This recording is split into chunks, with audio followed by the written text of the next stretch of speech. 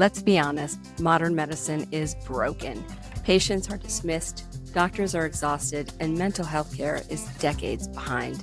So it's time to disrupt the status quo, to challenge a system that fragments care, dehumanizes patients, and burns out clinicians.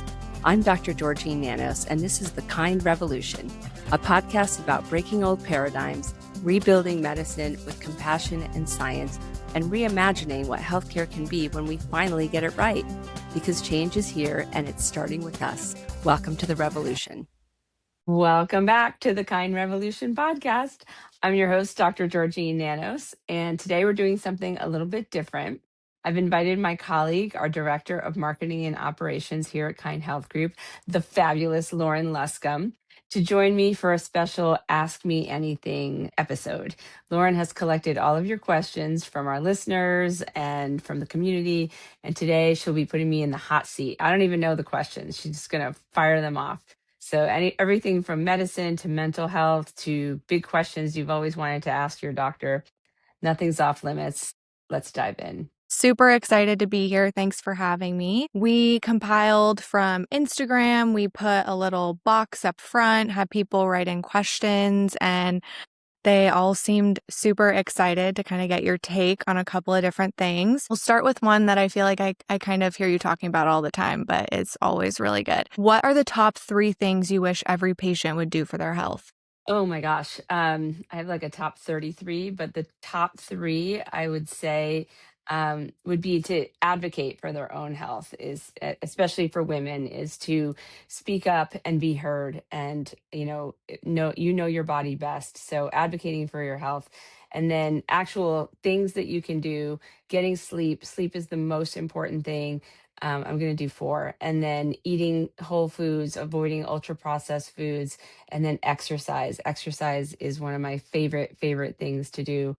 And that's 4 things. So I will stop now. All super important. On the topic of sleep, the next question is, how much does sleep really matter compared to diet and exercise? I'd say sleep is number 1 for sure. Without sleep, everything else falls apart. It's really critical.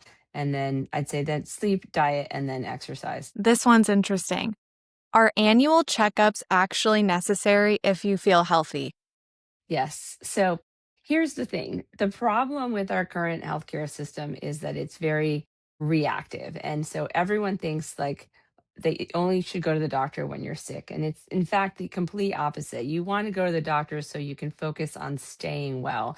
But our system is not built around that. It's in fact, the whole system is designed to only pay doctors for visits that involve problems. And so that's how the insurance company has designed it. So the annual wellness exam, like an annual physical, technically is supposed to be there to help with preventive care. And so people don't know this, but that's the whole point of an annual exam, is to go there to talk about your preventive screenings, whether it's pap smears, mammograms, colonoscopies, PSA tests, whatever you need, and to address those concerns about prevention. Now, most people see that as an opportunity to go and discuss like a laundry list of other things you have going on. And while that happens regularly, it makes it really challenging for doctors and providers to take care of everything in one visit. So ideally, if you do have other stuff going on, it's better to make separate visits for those other actual items so that they can be acted upon and addressed in with more time and space. Typically, a doctor has maybe 15-20 minutes max to talk to you. And if you've got a lot of issues that need exploring, you're best off setting up multiple appointments. But here at Kind Health Group, we flip the model completely around. We focus on prevention. We are all about making sure you stay healthy, and we like to see you all the time and talk to you constantly. In fact, our favorite tradition every week is we get together with our whole team every Monday at 10 a.m. Everybody's together, and we talk about every single concierge patient in our practice. We talk about what's going on with them last week, what happened this week, what we can anticipate is going to happen the following week, what they need. And we have like a punch list of things that we are doing for those patients constantly. Patients love it. We love it. It keeps them healthy, keeps them out of the hospital, out of the specialist's office, and leading a very happy and fulfilling life. And it's really makes me happy too. Those Monday meetings are my favorite too. Yeah. All right. What is one underrated screening test people skip, but they shouldn't? I would say the colonoscopy is something that people like to skip because it seems so difficult. I always joke that a colonoscopy is going to be like your best day ever because you're going to lose like a few pounds. You're going to take a really, really good nap, and then you're going to be high for the rest of the day. So, it's really like a triple win. And you'll have a clean bill of health for 10 years. That's pretty good. Colonoscopy, very passionate about making sure everyone gets those done. There's no reason anyone in the United States should have colon cancer. That is the best screening tool we have. It is so effective. No one should be dying from colon cancer if you're getting your colonoscopies starting at age 45. Mammograms also critical starting at age 40, pap smears as well. But then I think the other thing, I'm going to kind of revise my opinion on this. I think the number one screening would be for cholesterol testing early on in your life, starting in your 20s, so you know your risk status, and not only checking just your basic panel, but looking at the lipid NMR and looking at a much more comprehensive view of the cholesterol in your system, and then also doing advanced cardiac biomarkers like lipoprotein little a, apolipoprotein B, and those also confer independent risk aside from the other cholesterol tests that you're doing. So yeah, that's a lot. That's a lot. So I would say cholesterol screening and then colonoscopy, mammogram. If for all of our listeners right now, if you haven't already read Dr. Nanos's blog post on cardiac testing, it's on our website and it's linked on our Instagram. And I highly recommend it because it is a phenomenal article about her own personal experience with that. I remind our listeners that people really dismiss heart disease, but really, heart disease is the number one killer for men and women in the United States, more than all cancers combined. So, really, really important to stay on top of this, know your cardiac risk, and do what you can to modify that risk as much as possible. The next question is, do vitamins and supplements really work, or are they just mostly a waste of money? So that's an it depends answer because it depends on what they are. There are tons of high quality and good supplements that you need, but my general rule of thumb is there's no medicine more powerful than what's at the end of your fork. So if you're eating a very whole foods diet and avoiding processed foods, you're generally going to get a lot of nutrients from that. That being said, there are some supplements that are helpful. Vitamin D, we supplement quite often. Some of the B vitamins as well, B complex vitamins. Magnesium is helpful for some conditions, as well as fish oil. There's a couple of others. Here's the sometimes the disconnect that we see. Patients may need, say, a prescription medication. I'll give you the example of red yeast rice, which is a naturally occurring statin, lovastatin. And so patients who may have high cholesterol need a statin, but they don't want to take the FDA approved statin. They want to take the supplement. The thing with supplements is they're not regulated in any way. And so there's no quality control over what's happening from batch to batch and what the actual active ingredients look like. And so I would say I would prefer that patients take medication, and anything you're putting into your body. Supplements are still made in a lab. There's nothing that makes them necessarily more healthy than an FDA approved product that's been more rigorously tested. So you just have to be careful. It's an important conversation to have with your doctor. It's important to list all your supplements when you're going to the doctor's office because a lot of them can sometimes interfere with medications that we may want to prescribe. And the other thing that I see quite a bit, at least a few times a year, is patients taking so many supplements. I mean, Instagram is just full of like supplement push, and it's a hard sell. And when you're like doom scrolling at night, you're like, oh, yeah, maybe I should take these 50 supplements and I'll feel better. But what happens to a lot of people is are taking so many supplements that have to be processed by your liver. They end up getting liver toxicity. And I had one very close friend of mine that did this a few years ago and ended up in the ICU with liver failure. She recovered, and we see this all the time. Less is more, and that goes with medicine and supplements. Healthy diet is key, and talk to your doctor about what you're taking. Not just because it's a supplement doesn't mean it's safe. Yeah, and on that note, because I know you and I have had this conversation a ton of times, is there a brand of supplement that you or like vitamins that you feel are more authentic or healthier than Yeah, yeah. others to Oh, take? absolutely. Yes. My favorite is the brand called Pure Encapsulations, Pure. It's usually a white bottle with blue labeling. Those are the only supplements I would purchase. Yeah. Make good, and they also make like good probiotics as well. What is your stance on alcohol and moderate drinking? I love I love a good glass of rosé, like any middle-aged North County San Diego mom. Yeah. But I it's alcohol in moderation, and I wouldn't even say in moderation. I would say like a minimal amount of alcohol is really best. I know like the recommendation for many years has been like, one glass for women per day or two glasses for men. But I think even that is something we have to be careful about, especially as we age. Everybody's different, and their threshold for what their body can handle in terms of alcohol changes over time. And you don't know what that threshold necessarily is going to be for you. So I personally try to drink as little alcohol as possible. I don't drink during the week at all. If I go out on the weekends, I will have maybe one drink, per night. But I'm notorious for having like nursing the same glass for like the entire night. And it's just something that I don't feel good in the morning. And as we age, that becomes harder to recover from in the morning. It really affects your sleep quite a bit. If you can do as little, I mean, I understand in social settings you feel like you might need to do that, but as little as possible. So that's my take on it. I'm all for a good time every once in a while, but I think on the regular, very, very rarely. Kind of going into some mental health focused questions. Why does it feel like everyone is more anxious and depressed these days? Well, that's a loaded question. We're living in a crazy, crazy world. It's crazier than ever before, and it seems to get crazier every day.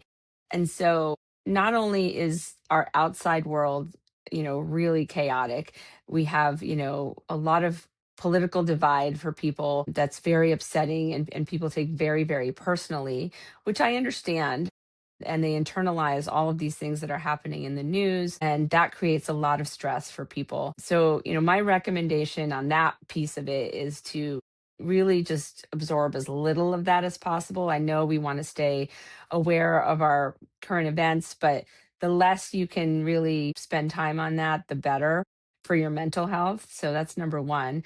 The other thing too is, social media and Instagram in particular create these kind of artificial worlds that we're all constantly comparing ourselves to. And that can create a lot of insecurity, anxiety, depression, like I'm not good enough. But we have to remember that that's all kind of made, it's not made up, but it's curated, I should say. So it's highly curated to project a certain image. And so that's another thing that we have to be mindful of.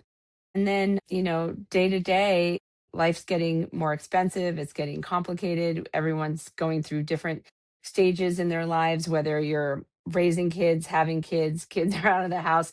Any parent out there knows that like the job of being a parent never ends, whether your kids are in diapers or in college. The problems are just different. And so that creates a lot of stress. Our own health problems can create stress, and then aging parents also can create a lot of difficulty in our lives that present a lot of stress for us.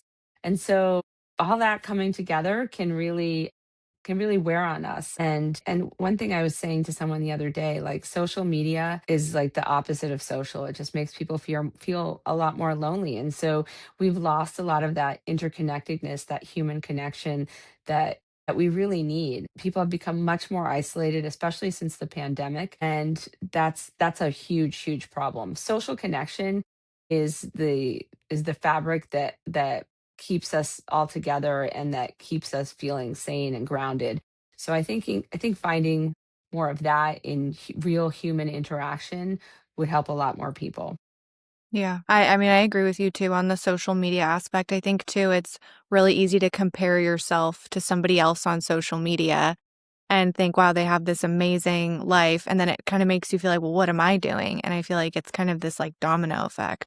Oh, it's terrible. I Same thing happens to me. I mean, I just second I start scrolling, I'm like, "Oh god, I gotta stop this," because you fall down this rabbit hole and you're like, "My life's a shit show.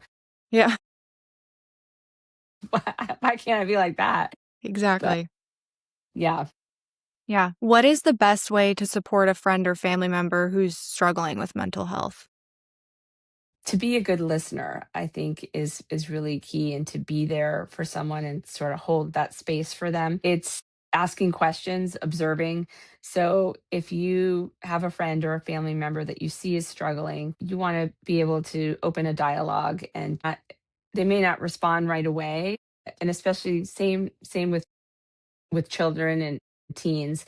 I think this is a particularly tough area if you have teenage children or young adult children that sometimes can become sort of withdrawn, and you think like, okay, they don't want to listen to me, I'm their parent. They're teenagers are constantly annoyed if your parent asks you a question, but they are truly listening and they want to be asked questions. When or how they're going to respond is kind of up to them, but knowing that you're asking and that you're concerned opens that door, and eventually they will reach out to you. So, and the same goes for your friend circles and other family members. And if you feel like someone is really in danger, potentially wanting to hurt themselves or feeling suicidal, ask that specific question. I think people have this misconception that if you ask the question, "Hey, are you thinking of hurting yourself?" that it plants the seed, and that is just really not the case. And in fact opens the door for that conversation, and it's really important to have those dialogues with everybody. What do you recommend instead of turning to Google at 3 a.m. when you are spiraling? Spiraling on what though? Like on like a medical issue, or just like or I just woke up. I mean, maybe. Yeah, maybe they're going on WebMD. They're asking ChatGPT all of their innermost feelings. Yeah, put it down. So I'm a notoriously terrible sleeper, and I've tried really hard over the last year, and this has really worked for me. Is when I wake up, if I wake up in the middle of the night, I do not touch my phone. You just can't do it. So to put the phone down, it can wait till morning. You're searching about a medical condition, obviously, that's a different story. But I think if you have a good relationship with your doctor, it's someone that you can reach out to. Like all of our patients can call me, text me anytime. So text me in the morning and ask me. Generally, yeah, avoid the Google at 3 a.m. Nothing good will come of it for sure. No phone. No phone. No phone, no phone. I mean, you had a good policy of keeping your phone out of your room. Yep. It lasted like 24 hours, but it's the I know. intent is there.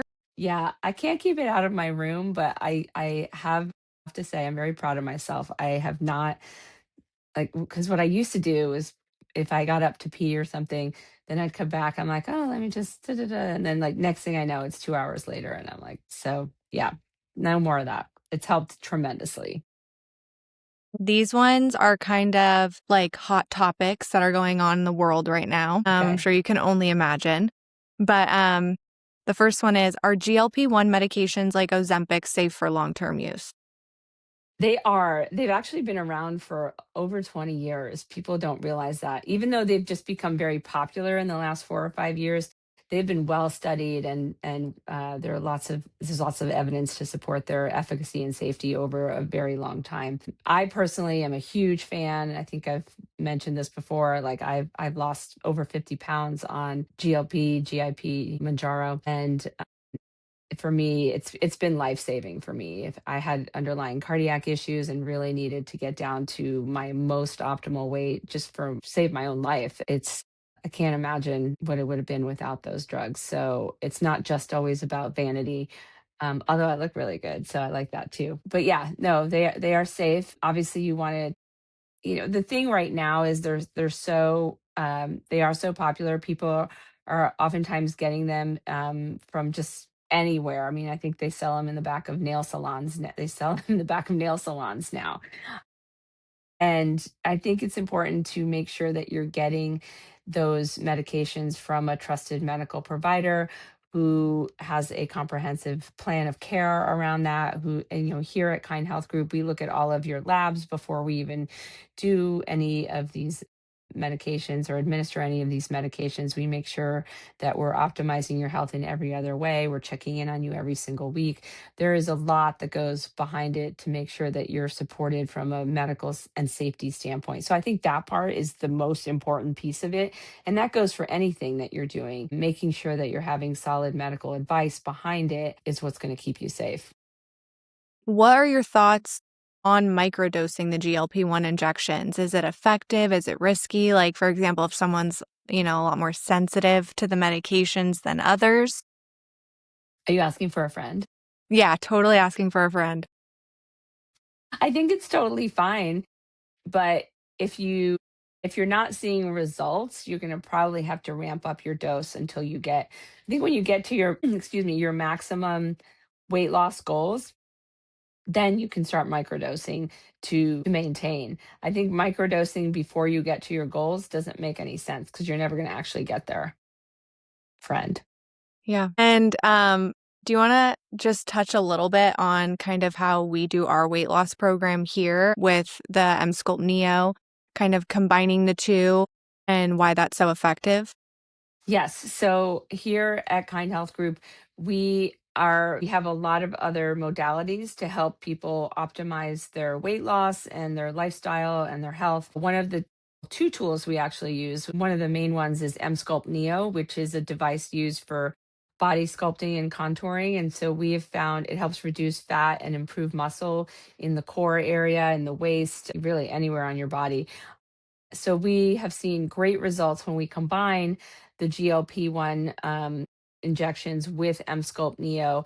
And not only are you getting rapid weight loss, but you're also building back that muscle. One of the big issues with the GLP shots right now is that you lose muscle as you're losing the weight. And so what the Emsculpt Neo does is build back that muscle in a really effective and rapid way, so that you have a strong core. You can build that muscle back. We also can treat the arms and the legs as well, and the thighs, and it's been a lifesaver. So that's key. The other component that we can add in is the ExoMind, which is a device. It's a TMS device that we have here that also has been shown to regulate your mood and your emotions, and it helps control cravings as well. It also helps some of the underlying issues that affect why we overeat. Anytime we're eating too much, drinking too much, smoking too much, whatever it is, you're usually self-medicating some underlying anxiety or stress or something like that. So if we're not treating that underlying issue, then you're just really slapping a band-aid on it. So we're looking at taking care of everything that plays into why we eat too much. And ExoMind is a big part of that. And so if we can attack it from the mindset, the muscles, and then the actual fat loss and weight loss, you're really treating the whole body. And it's so exciting to see those transformations. Yeah, absolutely. Should people be worried about Tylenol and the autism claims in the news? I know you Hell just went no. on I know you just went on KUSI and you talked about it. It was an amazing interview. But yeah, just curious on No, expanding your no, thoughts. absolutely not. Frustrating and sad, I think, for the entire, I can speak for the entire medical community to see these things happen. There's absolutely no science behind it. People have dedicated their lives, decades of scientific study to look at these questions and examine these questions. And there's no causal relationship, meaning there's no cause between Tylenol and autism. There's an association, meaning that if two things are happening at the same time, doesn't mean they cause each other. I gave this example, like in the summer, the rates of eating ice cream go up. In the summer, the rates of heat stroke also go up. They're both caused by the heat, not necessarily by each other. So eating ice cream does not cause heat stroke. And so that's kind of what's happening here. There's an association. You have to look at why um why are people taking the Tylenol? Are they treating a virus, or what's going on in that situation? And then the risk of not taking Tylenol when there's a high maternal fever also presents a serious problem for women. So it makes me really it's frustrating to see this happen, especially to women, because when they're pregnant, they're in such a vulnerable state. There's already a lot of anxiety and stress around being pregnant for many women. And to do this to them just is sad. It's really upsetting to me, to add this doubt, uncertainty, and fear. And then the other piece of it is for moms who have autistic children and to now feel guilty and have be shamed and blamed for potentially, every woman has taken Tylenol when they're pregnant. And so to have this now be something that they're thinking about and feeling guilty about is awful. It's awful. So, to all the women out there who are feeling that way, you are good. You didn't do anything wrong. This is all just false information. Yeah, thank you for that. What is your take on biohacking trends like cold plunges, wearables, or hormone therapy? It's kind of like So a those three are all question. that is a Yeah, three question. I Those are know. all really, really different. Yeah, Cold plunges are I know you love a good cold plunge. I love a cold plunge. I'm like a warm girl. I love a good hot plunge. Yeah, a But sauna. I love a sauna. I love so I think if it makes you feel good, then do it. There's no harm in a cold plunge, except unless you have a heart condition. In that case, stay out of the cold plunge. But there's a lot of evidence to support cold plunging for inflammation, reducing inflammation, overall stress reduction. I wouldn't do it more than 6 minutes. There's no evidence beyond doing it for more than 6 minutes. So 6 minutes is really the max. After that, there's no added benefit, and you can potentially do some harm if you're in there a super long times. 6 minutes max on a cold plunge. I think it's great if you like it. If you don't like it, just don't do it. What was the other one? Wearables or hormone therapy. Okay, let's tackle the wearables. So I got my Apple Watch. I wear I that have all my the time. My Oura ring. And so okay, here's the thing. So I had an Aura ring for a long time, for 4 years, and I loved it. I still love it, but I found that it was stressing me out. So I stopped wearing it. I think I stopped wearing it at the same time that I stopped looking at my phone in the middle of the night because I felt I was like too technology attached. I don't wear my Apple Watch at night. So I'd get up, I'd like look at my phone, then I'd look at my progress of my sleep on my Aura ring. I'd see it was like total shit. And then I'd get upset. Or like, and sometimes it wasn't accurate. And that would stress me out. It would say, like, oh, you only slept 3 hours. And I know I slept seven. And then it's like messing with my head. I think you have to take that information with a grain of salt. And as long as you can, sometimes all of that information, I love data. I mean, I'm a total science nerd. I love as much data as possible. But if the data is creating anxiety and stress, then put it away. So it just depends on your personality, what you're looking for, what you're looking to get from it. There's so many great wearables out there. I love the glucometers. And that's the other, there's a mixed bag for all of this stuff. So the glucometers are great. If you don't have diabetes, wearing a glucometer for a couple of weeks or a month gives you a lot of insight I'm talking about the continuous glucose monitors. It gives you a lot of insight into how food impacts your blood sugar. And I think it's very illustrative and informative for people.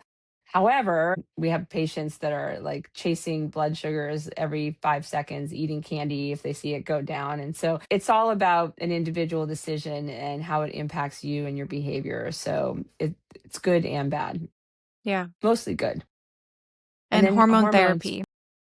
Okay, so this is a whole nother topic. So hormone replacement therapy for women for many, many years has been something that was not advocated by the general medical community because we were basing our information on a flawed study from 2002 called the Women's Health Initiative that made it that gave us the idea that hormones were potentially dangerous to women. We now know that that study had some flaws to it. They only looked at women over 65, and we're not looking at younger women and early intervention of hormone replacement therapy. We now know that replacing those hormones at an earlier age, when appropriate, when discussed in combination with a a medical expert who can look at your individual risk. It can be very beneficial for women. Perimenopause can start for women in their early 40s, sometimes even their late 30s. And it can create feelings of irritability, mood changes, rage, sleeplessness, hot flashes. The list goes on, and anxiety and depression as well. So often, and what happens is our estrogen levels drop, and these hormones are also affect our neuroendocrine hormones as well in our brains. When your estrogen levels go down, estrogen supports serotonin. So you also see a dip in serotonin. Similarly, when progesterone goes down, progesterone typically supports GABA, and GABA is a calming hormone. So that also starts to go down. So you've got these mood hormones also affected by the loss of estrogen and progesterone. So it's all this perfect storm that can create a lot of issues emotionally and mentally as well as physically. So when we're replacing estrogen and progesterone and testosterone for women, testosterone is also an important additive in the hormone balance because it helps us with drive and energy. And so when we're doing that in the right combination, it can really help women feel like they've got a sense of themselves back and their life back in order. They can sleep better, they can function better, they can be less angry. So all of it works really, really well. But the important thing is to make sure you're seeing a provider, a medical provider who knows what they're doing, who's really looking at your individual risk, who's very, very well trained. And that's what we do here. And we do it really well. So I'm excited to be able to offer that to so many women. Yeah. This next question is probably I wish I would have asked it, but I'm really excited to ask you about it. But I do want to give some context first for everyone. A fun fact about you is that you're probably one of the most tech savvy people I've ever met. I know I've told you this before, and every single time you're like, oh my God, that's the best compliment I've ever gotten. But it is true. And you are so savvy with AI, which is crazy. I mean, I think when ChatGPT first came out, you kind of had to like influence me to get on board with it. And I know we kind of like nerd out with AI. We're always finding new websites and sending things to each other. This question is, do you see a future where AI replaces part of what doctors do?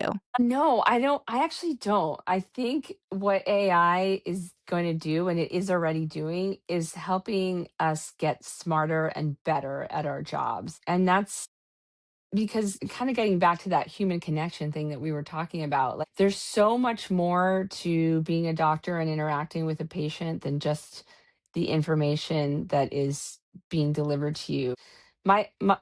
Most favorite thing about being a doctor is sitting in a room across from a patient and having a conversation and listening to them and really getting to hear their story and the nuance of being in that room and how the energy that people are putting out when they're talking, how they're sitting, what they're saying, how they're saying it, and then examining them physically there. That is something that AI can't do, at least not now, and interpret it in a way that I think a human doctor can. And it's one of the privileges of being in medicine is having developing that deep human connection with my patients. I love my patients. To me, they're all like family, and I hope that that is not replaced, at least not in like my lifetime. Maybe later, that's fine. I don't think it will be. I think it will only enhance our ability to take better care of people and to solve more complex problems. And that's what I'm hoping for. But yeah, I love AI. I use AI all the time. I'm always looking for new ways to use it.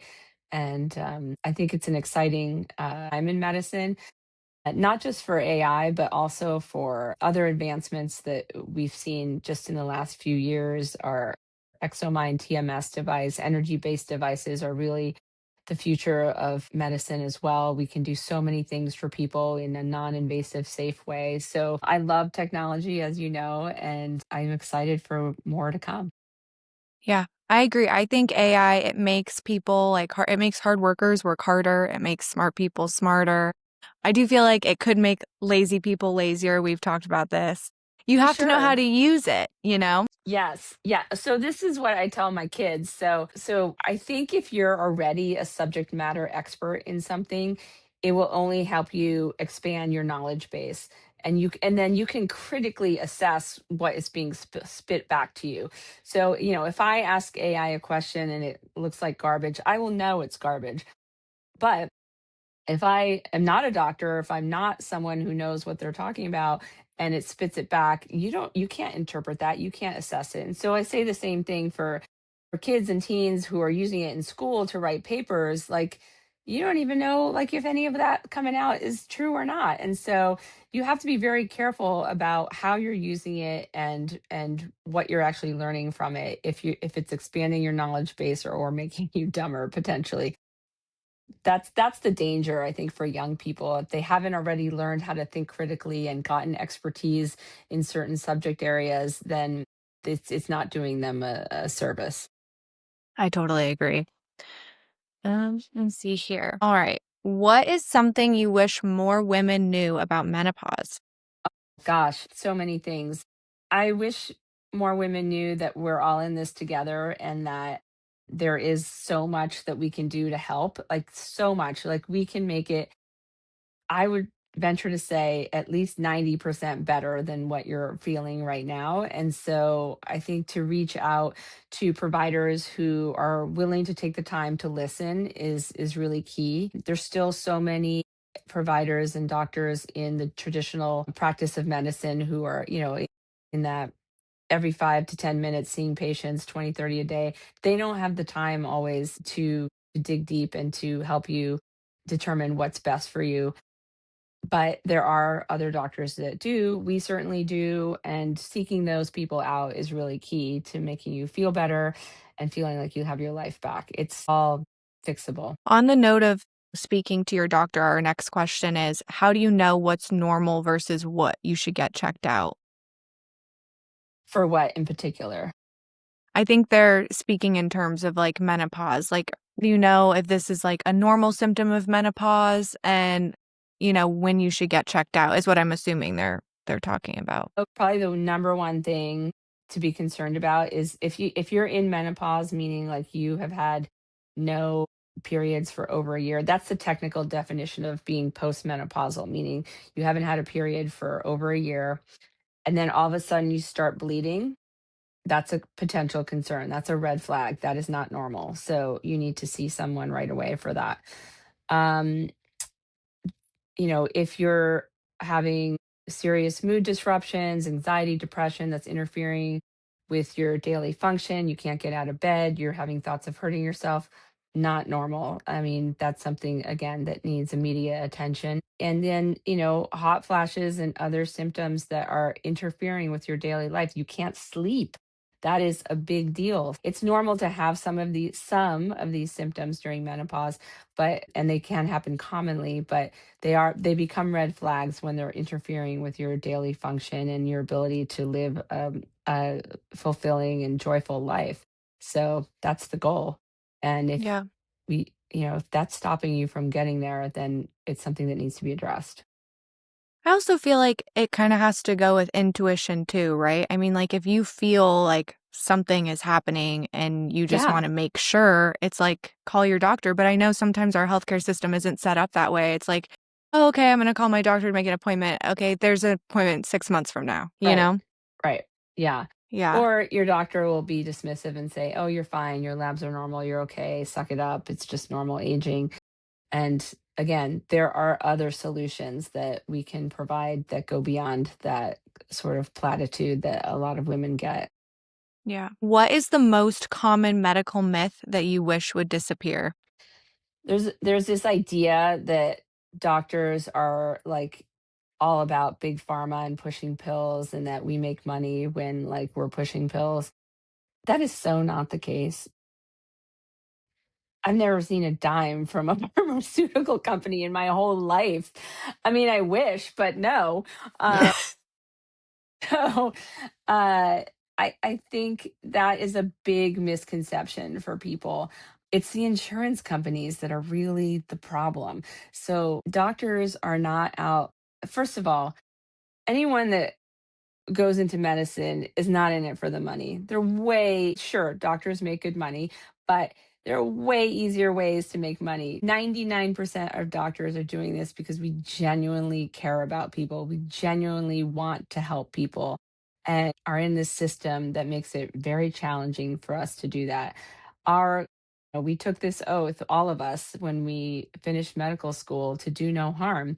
And we take that so seriously. I wish more people knew that doctors really, really care. And sometimes if they feel like you feel like they don't, it's because doctors themselves are facing a crisis of burnout. We are in this system that is just crushing the souls of so many doctors in that traditional model. That's why I left that. I love practicing medicine so much. Like I always say, I love it with every fiber of my being. And I knew if I stayed in that old model, I wouldn't be able to do it for the rest of my life. And that's something I really want to do. I want to practice medicine until the day I die because I love it. It's not work to me. It's not a job. It is my favorite, one of my favorite things to do. And I think a lot of doctors feel that way or would like to feel that way again, but can't. So I think that's something really important that the general public needs to hear. Like we care. It's just that we're stuck in this system. We all are driven by the insurance companies and big pharma to drive a wedge between doctors and patients. And that is the saddest part of being in healthcare today. Yeah, your doctor's not against you. It's just that your doctor's trapped in a system that is against you. Yeah. Yeah, I mean, that's really powerful. I feel like I always hear you say too, like, especially to new patients coming in wanting to join our concierge practice, that your goal is actually to get them off all these unnecessary medications and Oh only on yeah. the medications that they desperately need. Yes, yeah. And I think that's the goal of every no doctor wants to sit there and be writing prescriptions all day.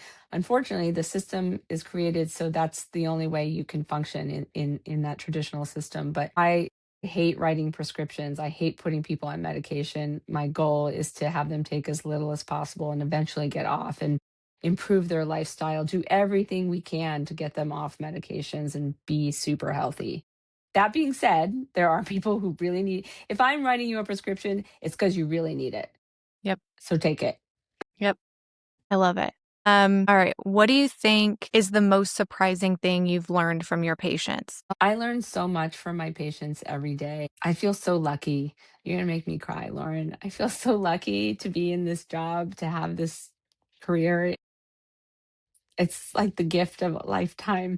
It's just such a privilege to be able to like share so much with my patients, walk through them through some of the most challenging aspects of their lives and their happy moments too, and just to support them. So I've just seen people go through so many crazy, terrible things. And I think the resilience of the human spirit is what I've learned the most from my patients. Is like the shit people have had to endure and come out on the other side of is so inspiring and so powerful. And it inspires me. It gives me perspective. It allows me to be more present in my daily life so that I can be there for my family. Um, yeah, I think it's that resilience and that just, yeah. I had the opportunity to just meet some incredible people who I'm just in awe of every day. So, yeah. Way to make me emotional too. I know. I can't believe that. Whenever you cry, I cry. I mean, I will say my office is right next to the primary care room, and all I ever hear when you're in office, I mean, you're always with patients for like an hour at a time, and I always hear laughter. We do have a tissue box in Every um corner of the every corner office. of this office, because I will say we get so deep and personal with our patients, and well, you do, and you learn so much about them, you learn from them, and I see the connection that you make with all of them every single day. It's like you get closer to them every single time you see them. And it's really beautiful. I know every doctor wants to provide this level of care. I wish this was more available everywhere, you know? Yeah, me too. Mhm. Yeah. Our last question, and then I wanna do a rapid fire question, and I actually feel like I already know what you're gonna say, but, how do you personally manage stress and burnout? For me, I love exercise. I love being at the beach. I'm like an ocean baby. I love being in the ocean, near the ocean, seeing the ocean. I'm very fortunate that my office is 3 blocks from the ocean. So, pretty much every single day, I am walking on the beach, and it is like my grounding time. I sometimes listen to music, sometimes I listen to podcasts, sometimes I talk on the phone, sometimes it's total silence, but like I will be right there every afternoon. I probably walk like 30 30 to 40 miles a week, and it just instantly calms me and just kind of brings me back down. So that's really important to me, and I feel lucky to be able to live here and have that opportunity. If I can, I usually will jump in the ocean and swim afterwards for just like a couple of minutes, which is also really fun. That's kind of a new thing that I've been doing. Or I will walk in the water if the tide is good the whole time. I want to like be connected to the ocean. So that's my favorite thing.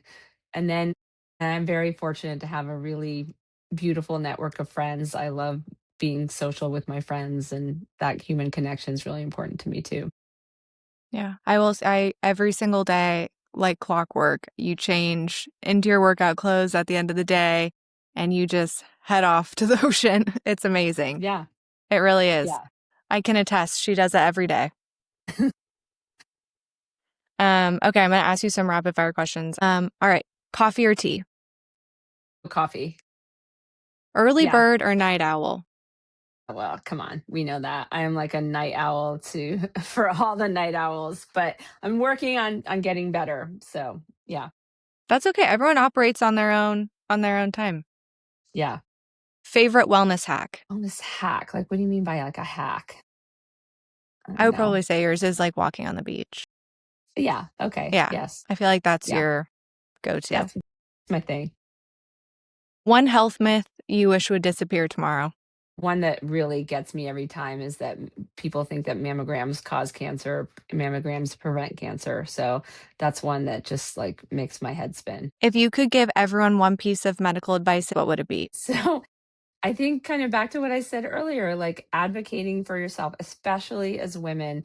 Women are more often dismissed and not heard in medical settings. And so advocating for yourself, if you feel something's off, if you feel something's wrong, if you need more time, ask for it, demand it, get it. I think that's the most important thing that people need to hear. Yeah. Well, thanks so much for answering all these questions. This has been so fun. Yes, it's way more fun than I thought it was going to be. And I will say, I didn't give her any of these questions beforehand. So I did put her in the hot seat today for everyone You listening. did. You did. I was looking for them. I'm like, where are they? You're like, you don't Yep. get them. I'm like, Mm-hmm. okay. Yep. That was good. Thank you, Yep. Lauren. Great job. Yes. All right. Until next time. Bye. Thanks for joining the Kind Revolution. If this gave you something real, hope, perspective, or a fresh way to think about health, please share it, subscribe, and pass it on. Medicine won't change on its own, but together we can reimagine it and build something smarter, kinder, and create a system that truly heals. This is the Kind Revolution with Dr. Nanos, where science meets compassion and the future of medicine gets brighter one conversation at a time. Thanks for joining the revolution.